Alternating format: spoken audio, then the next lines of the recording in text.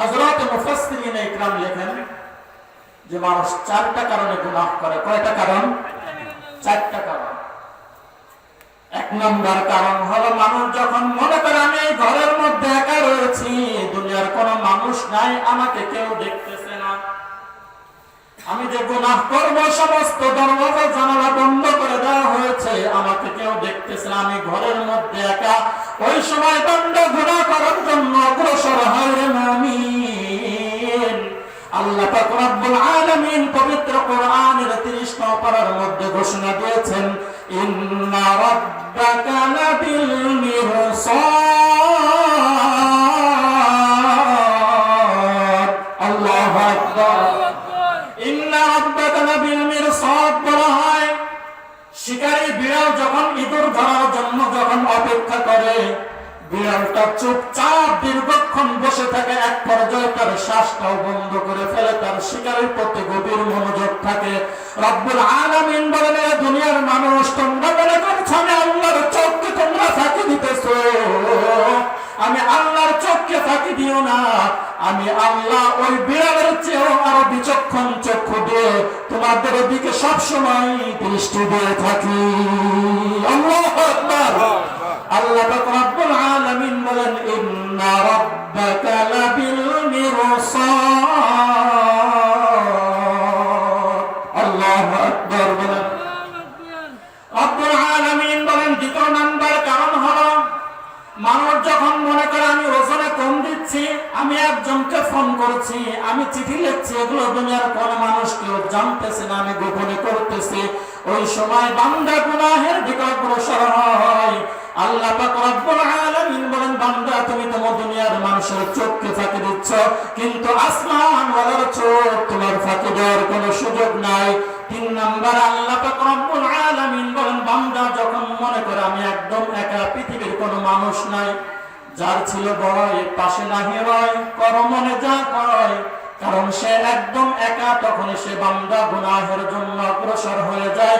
আল্লাহ পাক রব্বুল আলামিন কোরআনের মধ্যে বলেন, ওয়া হুয়া মাআকুম আইনামা কুনতুম ওয়াল্লাহু বিমা তা'মালুনা বাসীর।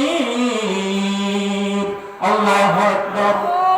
আল্লাহ পাক রব্বুল আলামিন বলেন, বান্দা তুমি লন্ডন যাও, আমেরিকা যাও, জাপান যাও, জার্মান যাও, যেই জায়গায় যাও না কেন, তুমি মনে করতেছো কেউ নাই, কিন্তু আমি আল্লাহ সব সময় তোমার সাথে রয়েছি।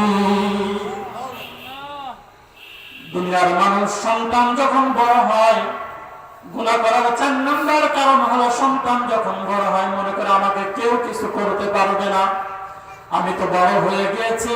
সন্তান বড় হওয়ার পর চিন্তা করে বাবা আমাকে কিছু করতে পারবে না, মা আমাকে কিছু করতে পারবে না, সমাজের মানুষ কিছু করার পর মানুষকে ধমক দিতে শুরু করে, সে মনে করে আমাকে কেউ কিছু করার মতো কেউ নাই। ওই সময় বান্দা গুনাহের মধ্যে লিপ্ত হয়।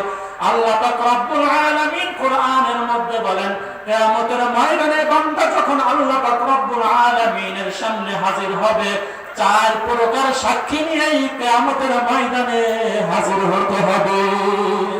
কয় প্রকার সাক্ষী? 4 প্রকার সাক্ষী। 1 নম্বর সাক্ষী হলো কিয়ামতের ময়দানে যখন হাসরের ময়দান কায়েম হয়ে যাবে, রব্বুল আলামিন পবিত্র কোরআনের 15 পারার মধ্যে ঘোষণা দিয়েছেন, ওয়াবুদিআল কিতাবু ফাতারাল মুজরিমিন। আল্লাহু আকবার। মা লিহাযাল কিতাব লা ইউগাদিরু সগীরাতান ওয়ালা কাবীরাতান ইল্লা আহসাহা। বান্দাকে যখন আমলনামা তার হাতে দেওয়া হবে, বান্দা চোখের পানি ছেড়ে দিয়ে বলবে, আয় আল্লাহ, এটা কেমন আমলনামা? এই আমলনামার মধ্যে একটা ছোট গুনাহ বাদ পড়ে নাই, একটা বড় গুনাহ বাদ পড়ে নাই। মা লিহাযাল কিতাব লা ইউগাদিরু সগীরাতান ওয়ালা কাবীরাতান ইল্লা আহসাহা। ওই সময় বান্দা হাসরের ময়দানে চোখের পানি ফেলবে আর কান্না করতে থাকবে। এরে মুমিন, ওই সময় চোখের পানি না ফেলে দুনিয়ার এই জীবনটা যদি তুমি ইবাদতের মাধ্যমে অতিবাহিত করতে পারো, দুনিয়ার এই জীবনের মধ্যে যদি কোরআন এবং হাদিসকে তুমি সঙ্গী বানাতে পারো, তাহলে কোরআন এই হাদিস তোমার দুটো চোখ বন্ধ হতে দেরি হবে, আল্লাহর জান্নাতের মেহমান হতে দেরি হবে না। আল্লাহ পাক রব্বুল আলামিন বলেন, বান্দা ওই সময় আমলনামা থেকে চোখের পানি ফেলবা। সাহাবায়ে কিরাম দুনিয়াতে জান্নাতের সুসংবাদ পাওয়ার পরেও এত কান্না করেছেন, এত কান্না করেছেন। আমার নবী একদিন বলছেন, আমি দুনিয়াতে সবার প্রতিদান দিয়েছি, সবার বদলা দিয়েছি, কিন্তু আবু বকর সিদ্দিকের বদলা আমি দুনিয়াতে দিতে পারি নাই।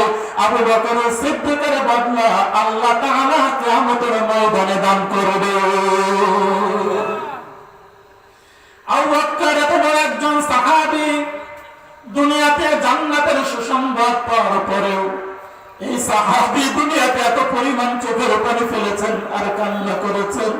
সাহাবী হঠাৎ বলতেন, আয় আল্লাহ, যদি আমার মা আমাকে জন্ম না দিত, আয় আল্লাহ আমি যদি কোনো গাছের পাতা হতাম, আয় আল্লাহ আমি যদি ঘাস হতাম, খড়কুটা হতাম, তাহলে কিয়ামতের ময়দানে হিসাব নিকাশ তোমার সামনে দাঁড়াতে হতো না।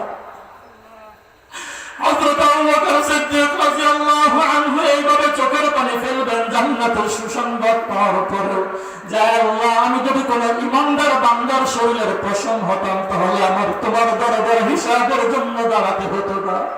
আল্লাহর নবীর সাহাবী হযরত ওমর ফারুক রাদিয়াল্লাহু আনহু চোখের পানি ফেলেছেন আর কান্না করেছেন। এত বিশাল বড় সাহাবী হওয়ার পরেও যে সাহাবী সম্পর্কে আমার নবী বলেছেন, আমার পরে যদি কেউ নবী হয় তাহলে হযরত ওমর ফারুক। ওমর ফারুক এত বড় একজন সাহাবী হওয়ার পরেও শুধু চোখের পানি ফেলেছেন। হযরত হুযায়ফাকে জিজ্ঞাসা করেছেন, ও হুযায়ফা, মুনাফিকদের লিস্ট আমি চাই না, আমি শুধু জানতে চাই ওই লিস্টের মধ্যে বড়ই নাম আছে কিনা। আল্লাহু আকবার বলেন। ওমর ফারুক রাদিয়াল্লাহু আনহু বলছেন, আমার নাম আছে কিনা শুধু আমি এই জিনিসটা জানতে চাই। ওমর ফারুক রাদিয়াল্লাহু আনহু এমন একজন সাহাবী, এই সাহাবী যে রাস্তা দিয়ে হাঁটতো ওই রাস্তা দিয়ে শয়তান কখনো হাঁটতো না। জোরে বলেন আল্লাহু আকবার। এত বিশাল একজন সাহাবী হওয়ার পরেও এই সাহাবী শুধু চোখের পানি ফেলেছেন আর কান্না করেছেন রব্বুল আলামিনের দরবারে। এরে মুমিন মুসলমান, তুমি একটু চিন্তা করো, সকাল থেকে রাত্রে বিছানায় যাওয়া পর্যন্ত কতগুলো গুনাহ তোমার হয়, আর তুমি কতটুকু সেই গুনাহের জন্য মাওলা পাকের দরবারে কান্নাকাটি করেছো। রাত্রে বিছানায় যাওয়ার সময় হিসাব নিকাশ করে দেখবা, যদি তোমার গুনাহের পাল্লা ভারী হয়ে যায়, ওই সময় যদি ওযু করে যায় নামাজটা নিয়ে যদি রব্বুল আলামিনের দরবারে সিজদায় পড়ে যেতে পারো, আমার আল্লাহ তোমার চোখের পানি জমিনে পড়ার পূর্বে হাত দুইটা নামানোর আগে তোমাকে গুনাহ মাফ করে নিষ্পাপ বানিয়ে দিবে। আমাল সাদান্তি হাই জান্নাত বিজাহান্নাম ইফাকে ফিতরাত হাই নারি নূরি ইফাকে ফিতরাত হাই নারি নূরি इखलास की आमाली जन्नत की हमरा परहेज की मकासद है जो तक़वा से हसल मन परहेज की मकासद है जो तक़वा से हसल मन। তারা দুনিয়াতে জান্নাতের সুসংবাদ পাওয়ার পরে শুধু চোখের পানি ফেলেছেন, চোখের পানি ফেলেছেন আর কান্না করেছেন। আমরা যারা ইমানদার মুসলমান, এই চোখের পানির এত দাম, এত দাম, এত দাম। তুমি যদি বান্দা জানো শুধু চোখের পানি তোমার কিয়ামতের ময়দানে নাজাতের ওসিলা হয়ে যাবে। কিয়ামতের ময়দানে জাহান্নাম শুধু গর্জন দিয়ে শুধু সামনের দিকে অগ্রসর হতে থাকবে। জাহান্নামের হুঙ্কার শুনে জাহান্নামীবাসীরা হাসরের ময়দানের সমস্ত মানুষ থরথর করে কাঁপতে থাকবে আর চোখের পানি ফেলতে থাকবে। জাহান্নামকে ৭০,০০০ শিকল দিয়ে ফেরেশতারা বেঁধে রাখবে, তারপরে শুধু হুঙ্কার দিয়ে সামনের দিকে আসতে থাকবে, শুধু সামনের দিকে আসতে থাকবে। আল্লাহ পাক রব্বুল আলামিন ওই সময় এক পেয়ালা পানি ফেরেশতাদেরকে দিয়ে বলবেন, ও ফেরেশতারা যাও, এই পানিটা নিয়ে জাহান্নামের উপরে ছিটাইয়া দাও। আল্লাহু আকবার।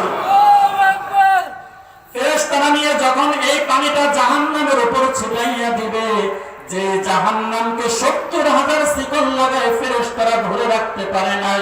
শুধু এই পানিটা ছিটাইয়া দেওয়ার সাথে সাথেই জাহান্নাম পুরো ঠান্ডা হয়ে যাবে। জোরে বলুন সুবহানাল্লাহ। পিছনে যারা আছেন জোরে বলুন সুবহানাল্লাহ। সবাই বলেন আল কোরআনের আলো, ঘরে ঘরে জ্বালো, টেলিভিশনের আলো। অনেকের হুঁশ নাই, কারণ চিন্তা করছে হুজুরকে আর মিথ্যা কথা বলবো না। অনেকে বলছেন যে টেলিভিশনের আলো, ঘরে ঘরে জ্বালো। হুঁশ রাখতে হবে, বিশ্বাস লাগা ভালো, কারণ মনে করছে হুজুর ঢাকা থেকে আসছে, মিথ্যা কথা বলবে না। আল্লাহ পাক রব্বুল আলামিন ফেরেশতাদেরকে বললেন, ফেরেশতারা যাও এই পানিটা জাহান্নামের উপরে ছিটাইয়া দাও। যে জাহান্নামকে 70,000 শিকল লাগায় ফেরেশতারা ধরে রাখতে পারে না, ওই জাহান্নামের উপর একটু পানি ছিটাইয়া দেওয়ার সাথে সাথেই পুরো জাহান্নাম নীরব হয়ে যাবে। আল্লাহ পাক রব্বুল আলামিনকে ফেরেশতারা বলবে, ফেরেশতারা যে জাহান্নামকে ধরে রাখা যায় নাই, একটু পানি দেওয়ার সাথে সাথেই এই জাহান্নামটা নীরব হয়ে গেছে। এই পানিটা কি জমজমের পানি নাকি আবে হায়াতের পানি? আল্লাহ পাক রব্বুল আলামিন ফেরেশতাদেরকে বলবেন, ও ফেরেশতারা, এটা জমজমের পানিও না, এটা আবে হায়াতের পানিও না, এটা হলো আখির জামানার পয়গম্বর মুহাম্মদুর রাসূলুল্লাহ সাল্লাল্লাহু আলাইহি ওয়াসাল্লামের উম্মতের চোখের পানি। জোরে বলুন সুবহানাল্লাহ। এই চোখের পানি আল্লাহ পাক রব্বুল আলামিন জমা করে রেখেছেন। এই পানিটা যখন জাহান্নামের উপর ছিটাইয়া দিবেন, পুরো জাহান্নামটা নীরব নিস্তব্ধ হয়ে যাবে। এই জন্য মুসলমান নবীর উম্মতের দল, যত বেশি চোখের পানি ফেলতে পারবো তত বেশি আমার লাভ। কি বলেন, আওয়াজ দিতে হবে, ঠিক কিনা? এরা মুসলমান নবীর উম্মতের দল। আজকে মুসলমানের চোখের মধ্যে পানি নাই, মুসলমান আজকে গানের প্যান্ডেলের মধ্যে গেলে আওয়াজ বের হয়, কিন্তু কোরআনের মজলিসে বসলে আওয়াজ বের হয় না। কি বলেন, ঠিক কিনা? মুমতাজ আসে যদি একটা ডান্স শুরু করে, যুবকদের আওয়াজ আর ওই এলাকায় থাকা যায় না। কি বলেন, আওয়াজ দিতে হবে, ঠিক কিনা? এরা মুসলমান, এই জবানের মালিককে আওয়াজ দিতে হবে। এখানে কোন পুলিশ আছে? কি বলেন, কারণ ভয় আছে? এই জবানের মালিক আমার আল্লাহ। অতএব এই জবান দিয়ে যখন সুবহানাল্লাহর আওয়াজ বের হবে, তোমার এই আওয়াজটা ধাক্কা লাগবে আল্লাহর আরশে আজিম। সকলে বলেন আল্লাহু আকবার। পিছনে এই যে এই জায়গাটা আওয়াজ বেশি হচ্ছে না, দেখি সামনের আওয়াজ বেশি না পিছনে আওয়াজ বেশি? সকলে বলেন আল্লাহু আকবার। এরকম ডাক যদি আমরা দিই, হাদিসের মধ্যে বিশ্বনবী জনাবে মুহাম্মদুর রাসূলুল্লাহ সাল্লাল্লাহু আলাইহি ওয়াসাল্লাম বলেন, একবার সুবহানাল্লাহ বলবা, জান্নাতের মধ্যে তোমার জন্য একটা ফলের গাছ তৈরি করে দিবেন। কে আওয়াজ দেন? আল্লাহ পাক রব্বুল আলামিন তোমার জন্য জান্নাতের মধ্যে একটা ফলের গাছ তৈরি করে দিবেন। জোরে বলেন সুবহানাল্লাহ। আবার আরেকটা গাছ জান্নাতের মধ্যে হয়ে গেছে, বলেন সুবহানাল্লাহ। আরেকটা গাছ জান্নাতের মধ্যে হয়ে গেছে। এই গাছটা কি তারাগঞ্জের গাছ? এখানে আওয়াজ দেন। হ্যাঁ, এই যে পিছনে একটু ওই জায়গাতে বলেন, গাছটা কি তারাগঞ্জের আম গাছের মতো? আল্লাহ হাবিব মুহাম্মদুর রাসূলুল্লাহ সাল্লাল্লাহু আলাইহি ওয়াসাল্লাম বলেন, জান্নাতের মধ্যে একবার সুবহানাল্লাহ বললে, যে জান্নাতের মধ্যে একটা গাছ আমার মালিক তোমার নামে বরাদ্দ করে দিবেন। ওই মক্কার দ্রুতগামী একটা ঘোড়া যদি 500 বছর একটানা দৌড়ায়, তারপরে ওই গাছের ছায়া শেষ করতে পারবে না। এত বিশাল একটা গাছ তৈরি হবে। এই যে আমার সুবহানাল্লাহ বলছে, আমার জান্নাতের মধ্যে একটা গাছ তৈরি হয়ে গেছে। জোরে বলেন সুবহানাল্লাহ। আমার গাছ তৈরি হয়ে গেছে। জান্নাতের মধ্যে গাছ হতো।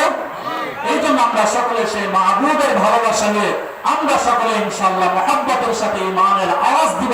রাজি আছি তো সবাই ইনশাআল্লাহ?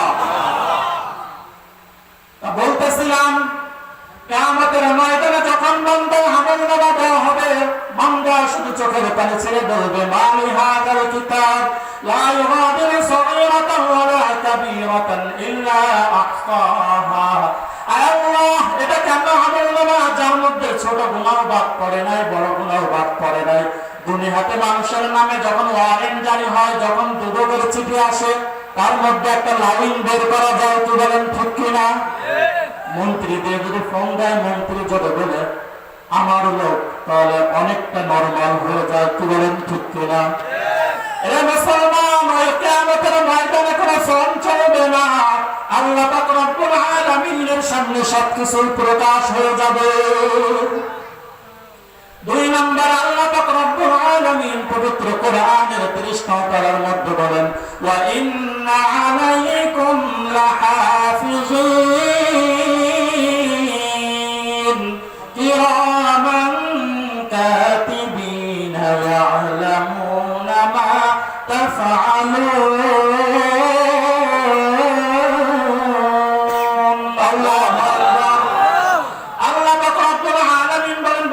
তোমার সাথে দুইজন ফেরেশতা আছে, ডান পাশের ফেরেশতা নেক আমল লেখে, বাম পাশের ফেরেশতা গুনাহ লেখে।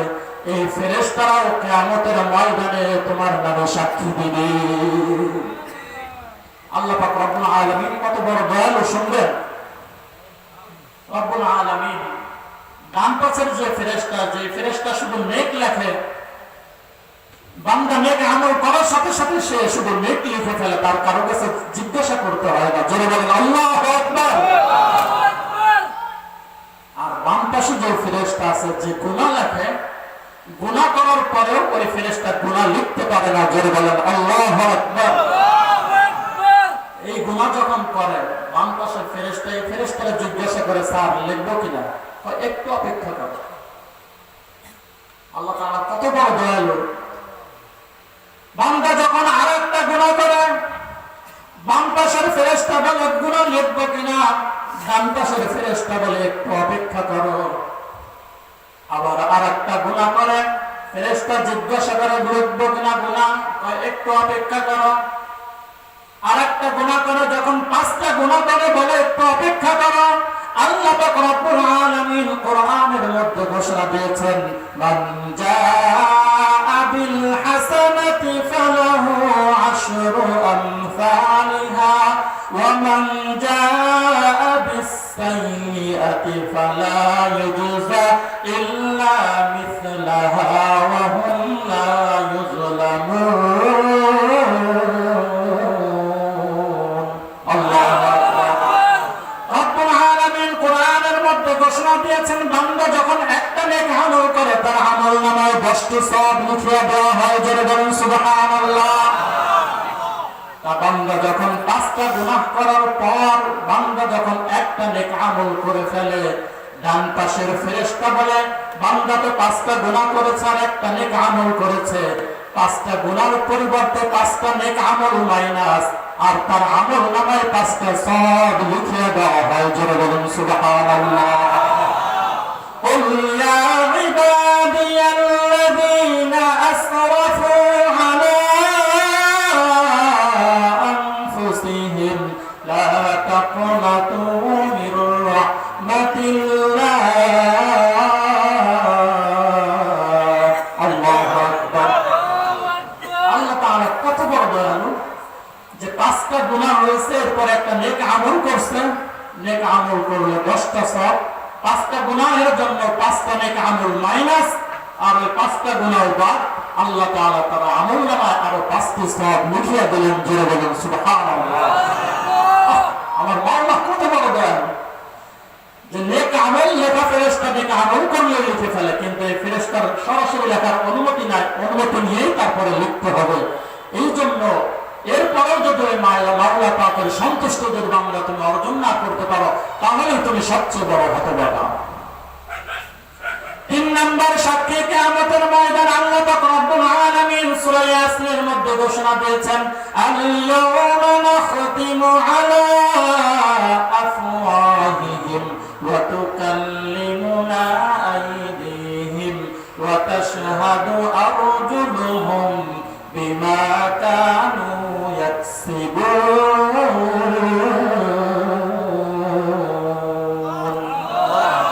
আল্লাহ পাক রব্বুল আলামিন সূরা ইয়াসিনের মধ্যে ঘোষণা দিয়েছেন, রে মুমিন, দুনিয়াতে তুমি জবান দিয়ে কথা বলছো, কিয়ামতের ময়দানে আমার আল্লাহ তোমার এই জবান বন্ধ করে শরীরের সমস্ত অঙ্গ প্রত্যঙ্গের জবান চালু করে দিবেন। জোরে বলুন আল্লাহু আকবার।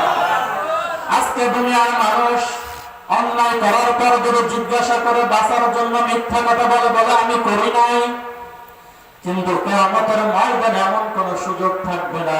এই জবান আমার মালিক বন্ধ করে দিয়ে তোমার হাতের জবান খুলে দেবে। এই হাত দিয়ে তুমি কি কি গুনাহ করেছো, অন্যায় করেছো, অপরাধ করেছো, কারণ এই হাতের খোঁচা দিয়ে লক্ষ লক্ষ টাকা তুমি ঘুষ নিয়েছো, এই হাতের খোঁচা দিয়ে অন্যের জমি তুমি দখল করেছো, এই সব কিছুই মাওলা পাকের সামনে হাত সাক্ষী দিবে। আল্লাহ পাক রব্বুল আলামিন বলেন, বান্দা তোমাকে আমি দুইটা পা দিয়েছি, এই পাতে তুমি ওয়াজের প্যান্ডেলে যে কোরআন এবং হাদিসের আলোচনা শুনবা, এই পা দিয়ে তুমি নামাজের জন্য মসজিদে যাবা, এই পা দিয়ে তুমি দিনের কাজের জন্য ভালো কাজের জন্য যাবা, কিন্তু কিয়ামতের ময়দানে এই পা মালিকের সামনে সব কিছু প্রকাশ করে দিবে। বান্দা এই পা দিয়ে তুমি রাতের গভীরে কোন জায়গায় গুনাহে লিপ্ত হয়েছো, এই পা দিয়ে তুমি কোন কোন জায়গায় খারাপ উদ্দেশ্য দিয়েছো, এই পা সব কিছু মাওলা পাকের সামনে পরিষ্কার করে দিবে। আজকে দুনিয়াতে অনেক আধুনিক হওয়ার পরেও সিসি ক্যামেরা থাকার পরেও অনেক সময় এই সিসি ক্যামেরার ভিডিও হারায় যায়। কি বলেন ঠিক কিনা? এত কিছু থাকার পরেও, সব কিছু থাকার পরেও ক্ষমতা থাকলে এগুলো এক সময় হারায় যায়, আওয়াজ দিতে হবে। কি বলেন ঠিক কিনা? আল্লাহ পাক রব্বুল আলামিন সিসি ক্যামেরা হিসেবে এই জমিনকে আল্লাহ পাক রব্বুল আলামিন তৈরি করে রেখেছেন। বান্দা তুমি যেখানে যাও যাই করো, এই জমিন সব কিছু রেকর্ড করে রাখতেছে। সূরাতুজ জিলজালের মধ্যে আল্লাহ পাক রব্বুল আলামিন বলেন, ইয়াউমাইযিন তুহাদ্দিসু আখবারাহা, এই জমিন সব কিছু রেকর্ড করে রাখতেছে। মালিকের সামনে এই জমিন সব কিছু প্রকাশ করে দিবে যে আল্লাহ তোমার বান্দা এই জমিনের মধ্যে এই নেক কাজগুলো করেছে, এই গুনাহগুলো করেছে, সব কিছু মাওলা পাকের সামনে জমিন সব কিছু বর্ণনা করে দিবে। ওই সময় বান্দা বলবে, লিমা শাহিদতুম আলাইনা, কেন আমরা আমাদের বিরুদ্ধে তোমরা সাক্ষী দিচ্ছ?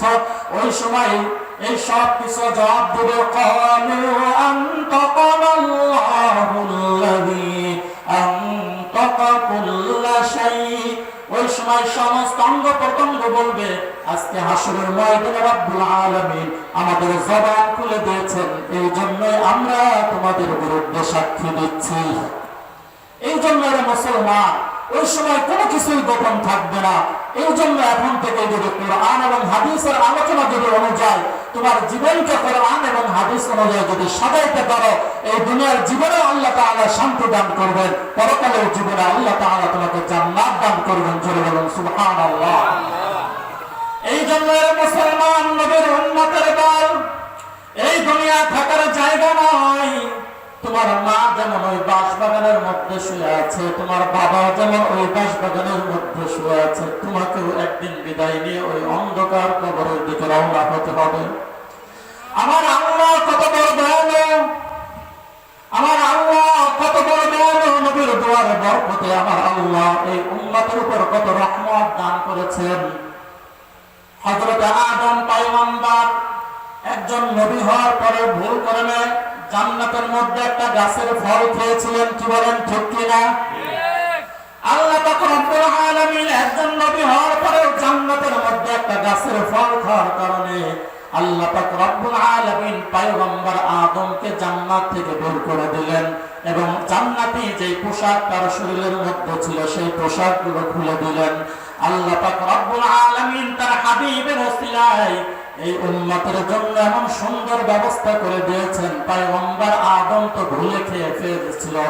রব্বুল আলামিন বলেন, আমার বান্দারা যদি জেনে শুনেও যদি বান্দা গুনাহে লিপ্ত হয়ে যায়, গুনাহে লিপ্ত হওয়ার পর যদি দুইখানা হাত আমি আল্লাহর দরবারে তুলে চোখের পানি ছাড়িয়ে দেয়, আয় আল্লাহ আমি তো শয়তানের ধোঁকায় করে ফেলেছি, আয় আল্লাহ তুমি আমার গুনাহ মাফ করিয়া দাও। রব্বুল আলামিন বলেন, তোমার হাত দুইটা নামানোর আগে আমি আল্লাহ তোমাকে মাফ করে দিব।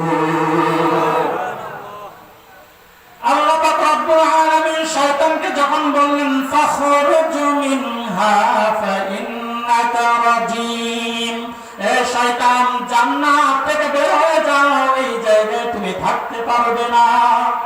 শয়তান বলছে আল্লাহ আমি জান্নাত থেকে বের হব, তবে আমার শর্ত আছে, তুমি আমাকে কিয়ামত পর্যন্ত হায়াত দান করিয়া দাও। আল্লাহ পাক রব্বুল আলামিন রাগের মুহূর্তে বললেন ক্বালা ফাইন্নাকা মিনাল মুনজারিন। আল্লাহ পাক রব্বুল আলামিন বললেন যাও ইলা ইয়াউমি বাসুন, তোমাকে কিয়ামত পর্যন্ত হায়াত দিয়ে দিলাম। আল্লাহ পাক রব্বুল আলামিন এই রাগের মুহূর্তে শয়তানকে যদি কিয়ামত পর্যন্ত হায়াত দিতে পারেন, উলামায়ে ইকরাম বলেন শয়তানের দাবি রাগের মুহূর্তে যদি আল্লাহ পাক রব্বুল আলামিন দান করতে পারে, আখির নবীর উম্মত যে কোন অবস্থায় মাওলা পাকের দরবারে হাত উঠাবে, হাত উঠাতে দেরি তার আবেদন মঞ্জুর হতে দেরি হবে না। আল্লাহু আকবার। শয়তান বলছে আমি তোমার বান্দাদেরকে ডানে বামে সামনে পিছনে রদ ঋষের মধ্যে ঢুকে আমি তাদেরকে জাহান্নামী বানিয়ে দিব। ফেরেশতারা শয়তানের এই কথা শুনে আশ্চর্যান্বিত হয়ে গেছে। আল্লাহ পাক রব্বুল আলামিন ফেরেশতাদেরকে বলছেন ও ফেরেশতারা তোমাদের আশ্চর্যান্বিত হওয়ার কোনো কারণ নাই, আমি আল্লাহ বলছি শয়তান তো ডানে বামে পিছনে সামনের দিকে ধোঁকা দিবে, কিন্তু দুইটা দিকের কথা শয়তান ভুলে গিয়েছে। জোরে বলেন আল্লাহু আকবার। দুইটা দিকের কথা শয়তান ভুলে গিয়েছে, যে দুইটা দিকের কথা শয়তানের মনে নাই। এক নাম্বার হলো উপরের দিক, এই দিকের কথা শয়তান ভুলে গিয়েছে। আমার বান্দারা যখন গুনাহ করার পর যখন আমি আল্লাহকে স্মরণ করবে আর আমি আল্লাহর দরবারে উপরের দিকে দুইটা হাত উঠায় যখন চোখের পানি ছাড়িয়া দিবে, এই হাত দুটা জমিনের নিচে নিচের দিকে নামানোর আগে আমি আল্লাহ বান্দাকে মাফ করিয়া দিব। আল্লাহ আল্লাহ কে মুবারক নাম হায়, আল্লাহ আল্লাহ আশিকোं का काम है, अल्लाह अल्लाह इचे शीरीन इस्तो नाम, शीर शाकरमी कुनद जानम तमाम। দ্বিতীয় নাম্বার শয়তান আরেকটা জিনিস ভুলে গিয়েছে। রব্বুল আলামিন ফেরেশতাদেরকে বললেন ও ফেরেশতারা সেই দিকটা হলো নিচের দিক।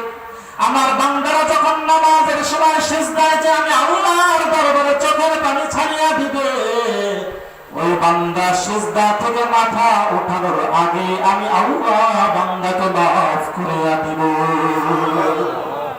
এই জন্য শয়তান ডানে বামে সামনে পিছনতে ধোঁকা দেবে, কিন্তু বান্দা যখন উপরের দিকে হাত উঠাবে নিচের দিকে সিজদায় দিবে, আল্লাহ পাক রব্বুল আলামিন মুহূর্তের মধ্যে বান্দাকে মাফ করিয়া দিবে। এই জন্য আল্লাহর হাবিব মুহাম্মদুর রাসূলুল্লাহ সাল্লাল্লাহু আলাইহি ওয়াসাল্লামকে আল্লাহ পাক রব্বুল আলামিন বলেছেন ও পয়গম্বর, আপনি দুনিয়াতে কি চান সেই জিনিসটাই আপনাকে দেওয়া হবে।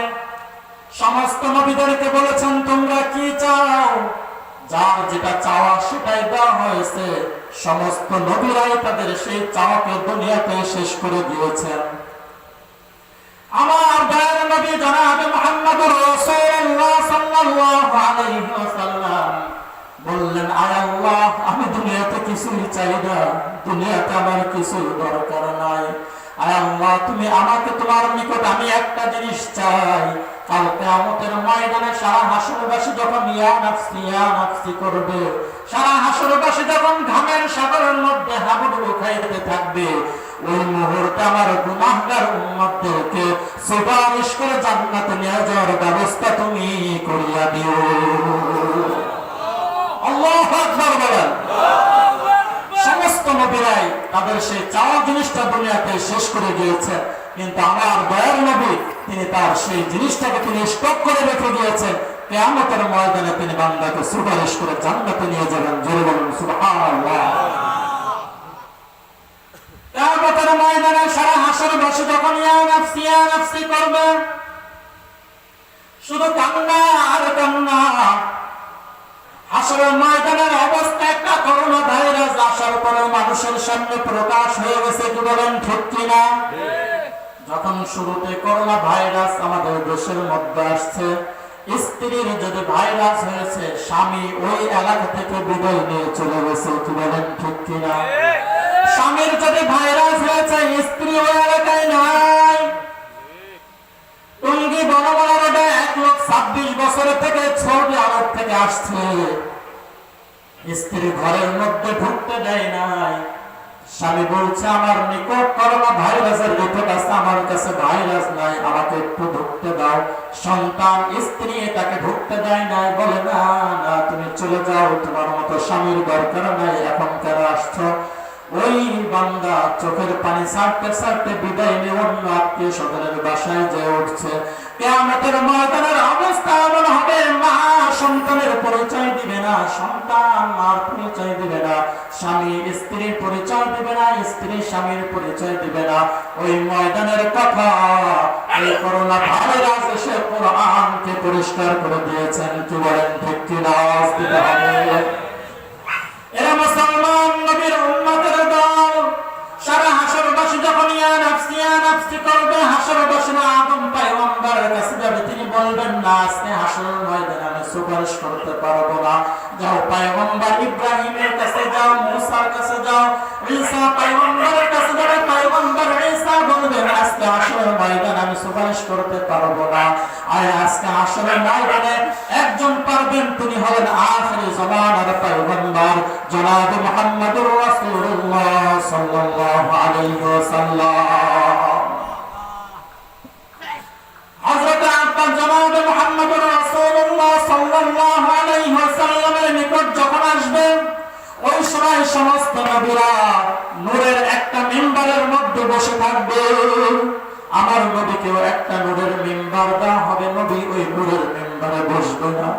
সাহাবায়ে কিরাম জিজ্ঞাসা করলেন, ইয়া রাসূলুল্লাহ, কেন আপনি ওই নূরের মিম্বারের মধ্যে বসবেন না? কারণটা জানতে চাই। আল্লাহর নবী চোখের পানি ছেড়ে দিয়ে বলছেন, ও সাহাবায়ে কিরাম, আমার ভয় লাগে আমি যখন ওই নূরের মিম্বারে বসবো, না জানি ওই নূরের মিম্বারটা উড়াইয়া আমাকে জান্নাতে পৌঁছিয়ে দাও। আমি যদি জান্নাতে চলে যাই, আমার উম্মতের অবস্থা আমি দেখতে পারবো না। এই কারণে আমি ওই সময় নূরের মিম্বারের মধ্যে বসবো না। ইমানদারদের যখন হিসাব নিকাশ শুরু হয়ে যাবে, আল্লাহর নবী ওই সময় সিজদায় পড়ে যে এমন কান্না করবেন আর চোখের পানি ফেলবেন, আমার মালিক নবীকে ডাক দিয়ে বলবে, ইয়া রাসূলুল্লাহ, আর চোখের পানি ফেলতে হবে না, আর চোখের পানি ফেলতে হবে না, সিজদা থেকে মাথা ওঠান, আপনি হিসাব নিকাশের জন্য সামনে পেশ করুন। আমি আর বেশিক্ষণ বয়ান করবো না, অল্প কিছুক্ষণের মধ্যে মুনাজাত হবে ইনশাআল্লাহ। আপনারা সবাই মনকে নরম করেন ইনশাআল্লাহ, একটু পরে মুনাজাতের দিকে যাব। আল্লাহর হাবিব মুহাম্মদুর রাসূলুল্লাহ সাল্লাল্লাহু আলাইহি ওয়াসাল্লামকে বলবেন, আপনি হিসাব নিকাশের জন্য সামনে পেশ করুন। আল্লাহর হাবিব ওই সময় সর্বপ্রথম সিদ্দিক আকবর রাদিয়াল্লাহু আনহুকে হিসাব নিকাশের জন্য যেতে বলবেন। আল্লাহু আকবার। আল্লাহর নবীর সাহাবী হযরত আবু বকর সিদ্দিক দুনিয়াতে জান্নাতের সুসংবাদ পেয়েছেন। এই সাহাবীকে যখন বলবেন, ও সাহাবী তুমি যাও হিসাব নিকাশের জন্য যাও, হযরত আবু বকর সিদ্দিক রাদিয়াল্লাহু আনহু চোখের পানি ছেড়ে বলবেন, ইয়া রাসূলুল্লাহ, আমার জীবনের প্রথম অংশটা গুনাহের মাধ্যমে অতিবাহিত করেছি, ইয়া রাসূলুল্লাহ আমাকে দিয়েন না, এই হিসাব নিকাশের জন্য আমি যেতে পারবো না। আল্লাহর নবী বলবেন, ও সাহাবী আবু বকর, না তোমাকে যেতে হবে, যাও তুমি হিসাব নিকাশের জন্য সামনে অগ্রসর হয়ে যাও। এত বড় একজন সাহাবী আর বড় সামনের দিকে অগ্রসর হবে না। এর মুমিন, তোমাকে যখন সামনের দিকে অগ্রসর করা হবে, ওই সময় তোমার কি অবস্থা হবে একটু চিন্তা করো আর মনটা নরম করো। হযরত আবু বকর সিদ্দিক রাদিয়াল্লাহু আনহু শুধু চোখের পানি ছাড়বেন, যে ইয়া রাসূলুল্লাহ আমাকে হিসাব নিকাশের জন্য দিয়েন না। এরপরেও নবী যখন সামনের দিকে অগ্রসর করে দিবেন, হযরত আবু বকর সিদ্দিক রাদিয়াল্লাহু আনহুর হিসাবটা আমার মাওলা নবীর বরকতে সহজ করে দিবেন। আল্লাহ পাক রব্বুল আলামিন উম্মতিদেরকে নূরের তাজাল্লি দান করবেন। ইন্নাল্লাহা তাজাল্লা লিল খালকি আম্মা ওয়ালাকিন লিআবি বকর খাসসা। কিয়ামতের ময়দানে শুধু আবু বকর সিদ্দিককে আল্লাহর বিশেষ তাজাল্লি দান করা হবে। জোরে বলেন আল্লাহু আকবার। এতবার একজন সাহাবীকে আল্লাহর নূরের বিশেষ তাজাল্লি দান করার পরে ওই সাহাবী শুধু চোখের পানি ফেলবেন, চোখের পানি ফেলবেন। দ্বিতীয় নম্বরে হযরত ওমর ফারুক রাদিয়াল্লাহু আনহুকে বলা হবে হিসাবের জন্য সামনে যাওয়ার জন্য। হযরত আবু বকর হযরত ওমর ফারুক রাদিয়াল্লাহু আনহু চোখের পানি ছেড়ে দিয়ে বলবেন, ইয়া রাসূলুল্লাহ, আমি ওমরকে হিসাবের জন্য দিয়েন না, আমি ওমরকে হিসাবের জন্য দিয়েন না। আমি ওমর তো এমন ছিলাম, আপনি নবীর কল্যাণের জন্য আমি ওমর তরবারি নিয়ে বের হয়েছিলাম, আমাকে হিসাবের জন্য দিয়েন না। ওমর চোখের পানি ফেলবার হাউমাউ করে কান্না করতে থাকবে যে আমি তো আপনার সবচেয়ে বড় দুশমন ছিলাম, ইয়া রাসূলুল্লাহ, আমি ওমরকে দিয়েন না। কিয়ামতের ময়দানে যাকে সর্বপ্রথম আল্লাহ নিজেই সালাম করবেন তিনি হলেন হযরত ওমর। আল্লাহু আকবার। কিয়ামতের ময়দানে আল্লাহ তাআলা নিজেই হযরত ওমর ফারুক রাদিয়াল্লাহু আনহুকে সালাম দিবেন। আউয়ালু মান ইউসলিমু ওমর ফারুক রাদিয়াল্লাহু আনহু। সর্বপ্রথম আল্লাহ তাআলা হাশরের ময়দানে হযরত ওমরকে সালাম দিবেন। জোরে বলুন আল্লাহু আকবার। তারপরে ওমর হিসাবের জন্য সামনের দিকে অগ্রসর হতে চাইবে না। ওমর শুধু চোখের পানি ফেলবে, চোখের পানি ফেলবে। ইয়া রাসূলুল্লাহ, আমি ওমর তো আপনার ঘরবান আনার জন্য তরবারি নিয়ে বের হয়েছিলাম। এরা মুসলমান, এত বিশাল একজন সাহাবী, যে রাস্তা দিয়ে তিনি হাঁটতেন ওই রাস্তা দিয়ে শয়তান কখনো হাঁটতো না। তার অবস্থা যদি এমন হয়, আপনার আমার অবস্থা কি হবে? এরপরে আল্লাহর নবী হযরত ওসমান গনি রাদিয়াল্লাহু আনহুকে হিসাবের জন্য 3 নম্বরে পেশ করবেন। হযরত ওসমান চোখের পানি ফেলবে, ইয়া রাসূলুল্লাহ, আমাকে হিসাবের জন্য সামনে দিয়েন না। আল্লাহ তাআলা হযরত ওসমানের হিসাবকে সবচেয়ে সহজ করে দিবেন। জোরে বলুন সুবহানাল্লাহ। একদিন ঈদের দিন হযরত বিশ্বনবী জনাব মুহাম্মদুর রাসূলুল্লাহ সাল্লাল্লাহু আলাইহি ওয়াসাল্লামের বাসায় খাবারের কোনো ব্যবস্থা নেই। আম্মা জান আয়েশা বলছেন, ইয়া রাসূলুল্লাহ, আপনি কিছু খাবারের ব্যবস্থা করে দেন, কারণ মদিনার এতিম অসহায় বিধবা যারা আছে তাদেরকে যদি আমরা কিছু দিতে পারি। আল্লাহর নবী বললেন, ও আয়েশা, আজকে কিছুই দেওয়ার মতো নাই। এই কথা বলেই নবী মসজিদে চলে গিয়েছেন ঈদের নামাজের ইমামতি করার জন্য। অপরদিকে হযরত ওসমান একটা উট বোঝাই করে অনেক খাদ্যদ্রব্য এনে বিশ্বনবীর সমস্ত স্ত্রীদের ঘরে খাবার পৌঁছে দিয়েছেন। জোরে বলুন সুবহানাল্লাহ। আমার নবী নামাজ শেষ করে যখন বের হয়েছেন, দেখছেন নবীর স্ত্রীর ঘর থেকে মদিনার এতিম অসহায় বিধবারা শুধু খাবার নিয়ে বের হচ্ছে, খাবার নিয়ে বের হচ্ছে। আম্মা জান আয়েশাকে জিজ্ঞাসা করলেন, আয়েশা, খাবার তো কিছুই ছিল না, তুমি কিভাবে ব্যবস্থা করলে এই সমস্ত খাবার? আম্মা জান আয়েশা বললেন, ইয়া রাসূলুল্লাহ, ইয়া হাবিবাল্লাহ, আপনি যখন নামাজে গিয়েছেন আপনার সাহাবী ওসমান একটা উট বোঝাই করে সমস্ত স্ত্রীদের ঘরে খাবার পৌঁছে দিয়েছেন। সেই খাবার পাক করে মদিনার এতিম অসহায় বিধবাদেরকে আমি খাবারের ব্যবস্থা করে দিয়েছি। জোরে বলুন সুবহানাল্লাহ। আল্লাহর নবী ওই সময় খুশি হয়ে দুইটা হাত উঠায় দোয়া করেছেন, ইয়া রহমান সাহহিল হিসাব আলাল উসমান। আল্লাহ, আমি নবী দোয়া করতেছি কিয়ামতের ময়দানে যখন হিসাব নিকাশ শুরু হবে, আমার ওসমানের হিসাবটা তুমি সহজ করে দিও। জোরে বলুন সুবহানাল্লাহ। আল্লাহ পাক রব্বুল আলামিন হাশরের ময়দানে আমার নবীর দোয়া কবুল করে ওসমানের হিসাবটা অতি তাড়াতাড়ি সহজ করে দিবেন। জোরে বলুন আল্লাহু আকবার। 4 নম্বরে হিসাবের জন্য হযরত আলী রাদিয়াল্লাহু আনহুকে পেশ করা হবে। আলী চোখের পানি ছেড়ে দিয়ে বলবেন, ইয়া রাসূলুল্লাহ, আমাকে দেন না। আলীর হিসাব আল্লাহ পাক রব্বুল আলামিন সহজ করে দিবেন।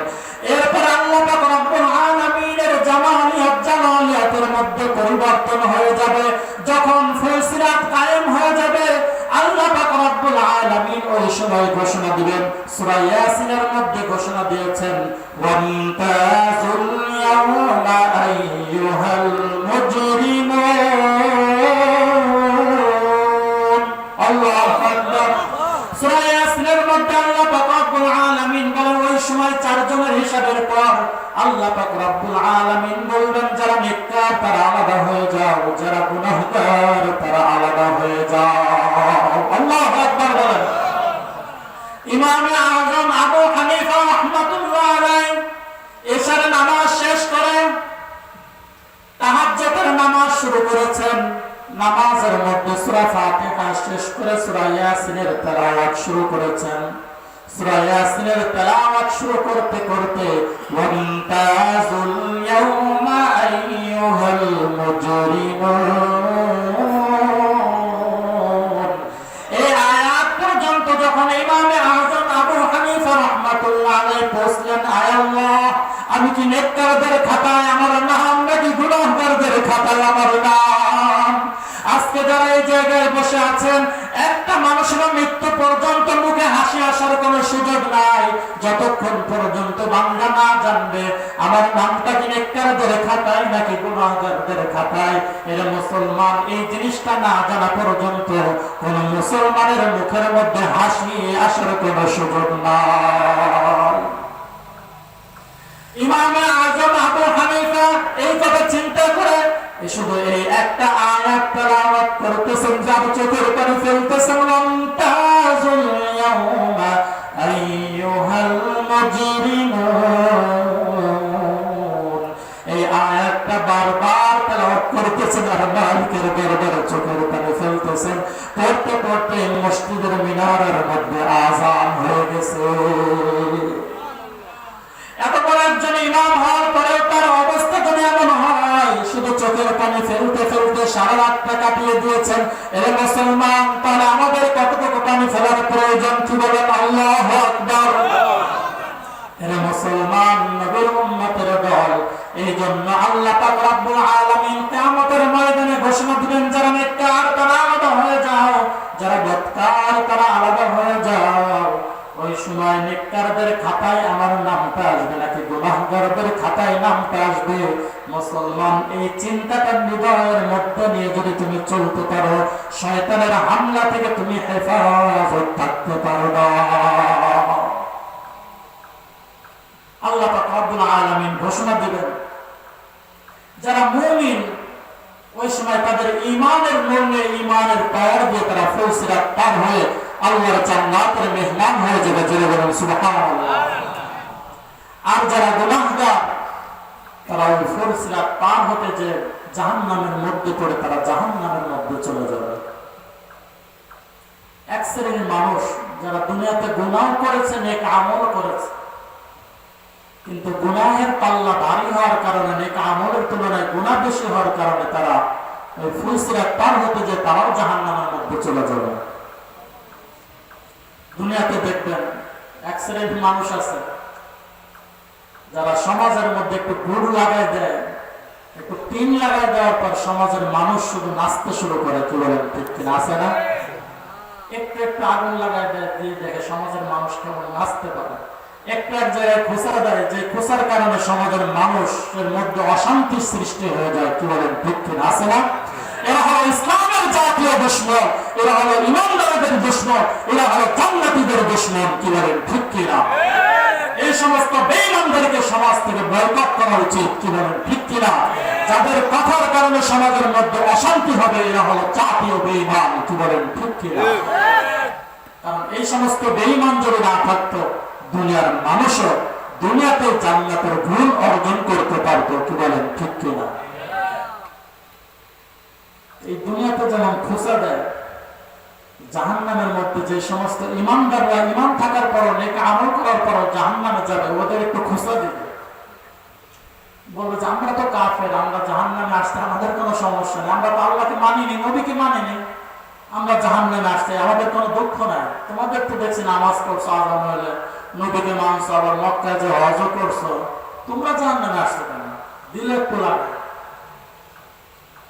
আমরা আসতে আমাদের কোনো দুঃখ নাই, তোমরা কেন আসছো? জাহান্নামীদেরকে, জাহান্নামীরা যখন এই মুমিন জাহান্নামীদেরকে এইভাবে খোঁটা দিবে, এইভাবে খোঁটা দেওয়ার পর আল্লাহ পাক রব্বুল আলামিনের রহমতের দুয়ারে ঢেউ উঠে যাবে। আল্লাহু আকবার বলেন। আল্লাহ পাক রব্বুল আলামিনের রহমতের দুয়ারে ঢেউ উঠে যাবে। আল্লাহ পাক রব্বুল আলামিন সাথে সাথে ফেরেশতা জিবরাইল আলাইহিস সালাতু ওয়াস সালামকে ডাক দিয়ে বলবেন, ও জিবরাইল, যাও জাহান্নামের মধ্যে যে দেখো জাহান্নামীদের কি অবস্থা। ফেরেশতা জিবরাইল জাহান্নামের মধ্যে যাওয়ার পর যখন জাহান্নামীদের অবস্থা দেখবে, ফেরেশতাকে দেখেই ঈমানদার মুমিন গুনাহগার যারা রয়েছে তারা চিনে ফেলে বলবে, ও জিবরাইল ফেরেশতা, আপনি তো আমাদের নবীর কাছে খবর নিয়ে আসতেন, আমাদের এই অসহায়ের এই বেদনার খবরটাও মুহাম্মদুর রাসূলুল্লাহর কাছে পৌঁছিয়ে দিন। জোরে বলুন সুবহানাল্লাহ। ফেরেশতা জিবরাইল জাহান্নাম থেকে বের হওয়ার পর আল্লাহ পাক রব্বুল আলামিনের দরবারে হাজির হয়ে যাবে। আল্লাহ পাক রব্বুল আলামিন ফেরেশতাকে বলবেন, ও ফেরেশতারা, জাহান্নামীদের অবস্থা কি দেখে আসছো? ফেরেশতা বলবে, জাহান্নামীদের অবস্থা দেখছি তারা হাউমাউ করে বলছে যে আমাদের এই খারাপ অবস্থার কথা নবীর কাছে পৌঁছিয়ে দিতে। আল্লাহু আকবার। আল্লাহ পাক রব্বুল আলামিন জিবরাইল ফেরেশতাকে বলবেন, ও জিবরাইল ফেরেশতা, যাও যাও, আর দেরি করো না, ওই গুনাহগার উম্মতের খবরটা বিশ্বনবীর কাছে পৌঁছিয়ে দিয়ে আসো। জিবরাইল ফেরেশতা জান্নাতের মধ্যে নবীর কাছে যখন এই সংবাদটা পৌঁছিয়ে দেওয়ার জন্য হাজির হবে, যে দেখবে আমার নবী সহ সমস্ত নবীরা নূরের মিম্বারের মধ্যে অবস্থান করতেছে। আল্লাহু আকবার। আল্লাহর নবী জিবরাইল ফেরেশতাকে দেখেই বলবেন, ও ফেরেশতা, আজকে কেন তুমি আসছো? জিবরাইল ফেরেশতা বলবে, ইয়া রাসূলুল্লাহ, ইয়া হাবিবাল্লাহ, জাহান্নামে গিয়েছিলাম আল্লাহর হুকুমে, যে দেখি আপনার গুনাহগার উম্মতেরা ওই জাহান্নামের মধ্যে হাউমাউ করে শুধু কান্না করতেছে, ইয়া হান্নান, ইয়া মান্নান, এইভাবে কান্না করতেছে আর চোখের পানি ফেলতেছে, আর কাফের জাহান্নামীরা তাদেরকে খোঁটা দিচ্ছে। এই সংবাদটা আপনার কাছে পৌঁছে দেওয়ার জন্য আল্লাহ পাক রব্বুল আলামিন আমাকে পাঠিয়েছে। জোরে বলুন সুবহানাল্লাহ। আমার নবী তার উম্মতদের এই খবর শোনার সাথে সাথে নবী সিজদায় পড়ে যাবেন। আল্লাহু আকবার। নবী সিজদায় পড়ে চোখের পানি যখন ছাড়তে শুরু করবেন, আল্লাহ পাক রব্বুল আলামিন নবীকে বলবেন, হাবিব, আজকে আপনার চোখের পানি ফেলার দরকার নাই, আপনার চোখের পানি আমি আল্লাহ সহ্য করতে পারি না গো নবী। জান, আপনাকে আমি অনুমতি দিলাম, আপনার যে সমস্ত উম্মত আছে যা মনে চায় আপনি জাহান্নাম থেকে বের করে জান্নাতের মেহমান বানিয়ে দিন। আল্লাহু আকবার। ওই সময় নবী জাহান্নাম থেকে জান্নাত থেকে এসে নবীর যা মন চায় শুধু হাত ধরে ধরে শুধু বের করতে থাকবে। আল্লাহু আকবার। সমস্ত জাহান্নামীদেরকে বের করে নবী ওই সময় জান্নাতের মেহমান বানিয়ে দিবেন। জোরে বলুন সুবহানাল্লাহ।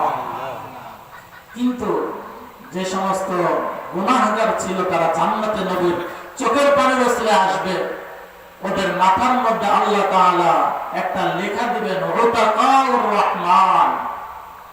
যারা সরাসরি জান্নাতে গেছে তারা একদম পরিষ্কার থাকবে, কিন্তু যারা গুনাহের কারণে জাহান্নামে গিয়েছে পরে জান্নাতে আসবে তাদের মাথার মধ্যে কি লেখা থাকবে আওয়াজ দিতে হবে, উতাকাউর রহমান। এই লেখাটা ওদের মাথার মধ্যে লেখা থাকবে। এই গুনাহগাররা যখন জান্নাতে যাবে তখন জান্নাতীরাও আবার এদেরকে খোঁটা দেবে যে তোমরা তো আসলে জান্নাতের উপযুক্ত না, আল্লাহ তাআলা তোমাদেরকে দয়া করে জান্নাত দিয়েছে কারণ তোমাদের মধ্যে লেখা রয়েছে উতাকাউর রহমান, তোমরা উপযুক্ত না, কেন আসছে? তোমরা তো আল্লাহ তাআলা দয়া করছে, কান্না করছো, চোখ ফুলাই ফেলছে, এজন্য তোমাদেরকে জান্নাত দান করছে, আসলে তোমরা জান্নাতের উপযুক্ত না। এই কথা যখন জান্নাতীরা বলবে তোমরা তো জান্নাতের উপযুক্ত না, যত মানুষ জাহান্নাম থেকে বের হয়ে জান্নাতের মধ্যে আগমন করেছে নবীর ওসিলায়, এই সমস্ত জান্নাতীরা এক হয়ে মাওলা পাকের দরবারে আবার ফরিয়াদ করবে, আল্লাহ তুমি তো আমাদের চোখের পানির ওসিলায় নবীর চোখের পানির ওসিলে আমাদেরকে জান্নাত দিয়েছো, কিন্তু মাথার মধ্যে একটা চিহ্ন রেখেছো, ওয়াতাকার রহমান। এই কারণে জান্নাতীরা আবার আমাদেরকে খোঁটা দেয়। আয় আল্লাহ, যেহেতু তুমি জান্নাত দিয়েছো, মাথার এই চিহ্নটাও আমাদের থেকে দূর করে দাও। আল্লাহ পাক রব্বুল আলামিন ওই সময় ওই জান্নাতীদের দোয়া কবুল করে তাদের মাথার মধ্যে যেই লেখা থাকবে, এই লেখাটা মাথা থেকে উঠাইয়া সমস্ত জান্নাতীদেরকে একরকম জান্নাতি বানিয়ে দিবে। আল্লাহু আকবার। সমস্ত জান্নাতীদের এক লিবাস, এক রকম চেহারা আমার আল্লাহ পাক রব্বুল আলামিন তাদের চোখের পানির ওসিলায় বানিয়ে দিবেন। জোরে বলুন সুবহানাল্লাহ। ওই সময় সমস্ত জান্নাতীরা এক হয়ে যাবে। যারা কাফের বেঈমান তারা জাহান্নামের মধ্যে থাকবে, আর যারা গুনাহগার উম্মত সহ সবাই আল্লাহর চিরস্থায়ী জান্নাতের মেহমান হয়ে যাবে। জোরে বলুন সুবহানাল্লাহ। এই জন্য মুসলমান ইমানদার, এই জন্য হায়াত থাকতে তোমার সময়টাকে আমলের মাধ্যমে অতিবাহিত করতে হবে। এই দুনিয়া থাকার জায়গা নয়, আমাদের আসল ঠিকানা হলো আল্লাহর জান্নাত। কি বলেন, ঠিক কিনা? অনেক রাত হয়ে গেছে, আমি আলোচনা লম্বা করবো না, কারণ আলোচনা বেশি লম্বা না করে ফজরের নামাজটা জামাতের সাথে পড়ায় আরো উত্তম। কি বলেন, ঠিক কিনা? অনেক রাত পর্যন্ত বয়ান শুনবেন, কিন্তু ফজরের নামাজের মুসল্লিদের খবর নাই, ইমাম সাহেবের খবর নাই। কি বলেন, ঠিক কিনা? এমন হয় না? অনেক সময় এমন হয়। এই জন্য আমরা রাত না করে আলোচনা যতটুকু শুনে এর উপর যদি আমল করতে পারি, এটাই হলো আমাদের জন্য যথেষ্ট হবে। কি বলেন, ঠিক কিনা? এই জন্য মুসলমান, তোমার মা ওই বাঁশবাগানের মধ্যে শুয়ে আছে, তোমার বাবা বাঁশবাগানের মধ্যে শুয়ে আছে।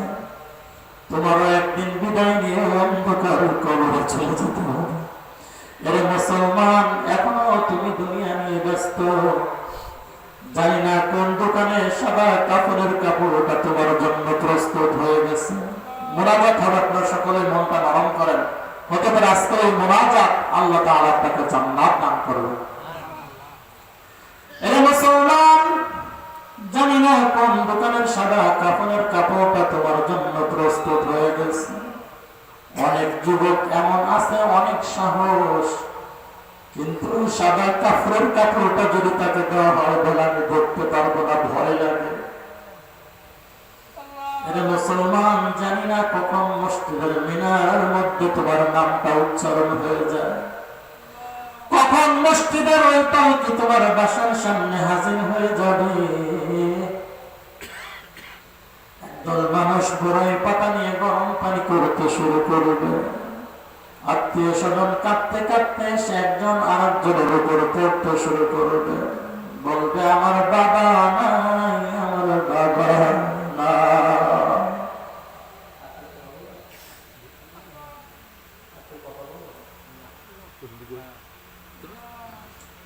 এরা মুসলমান, বলবে, আমার বাবা নাই, আমার বাবা না।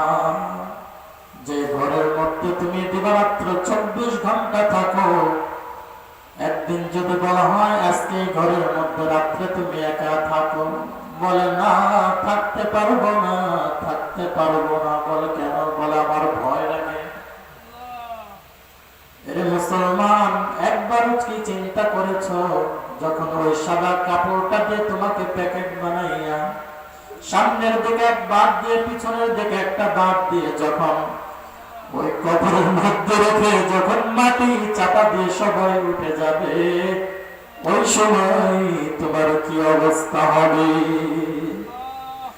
এরা মুসলমান, এরা পর্দার অন্তরালের মা, ও মা ভালো করে শুনে রাখো। ও মা, এই বাড়িতে যেদিন আসছিলেন, লাল শাড়ি পরে এই বাড়িতে আগমন করেছিলেন। অনেক মানুষ আপনাকে আদর সোহাগ করে এই বাড়িতে নিয়ে আসছিল। ও মা, ওই দিন বেশি বাকি নয়, যেই দিন সাদা শাড়ি পরায় কাঁদতে কাঁদতে এই ঘর থেকে আপনাকে বের করে দেবে। সবাই আত্মায়াত সুরাতে বসেন। এই মাহফিল 50তম মাহফিল। যারা এই মাহফিলের সাথে দীর্ঘদিন শরীক রয়েছে, অনেকেই অন্ধকার কবরে চলে গেছে, অনেকেই বিদায় অন্ধকার কবরে চলে গেছে।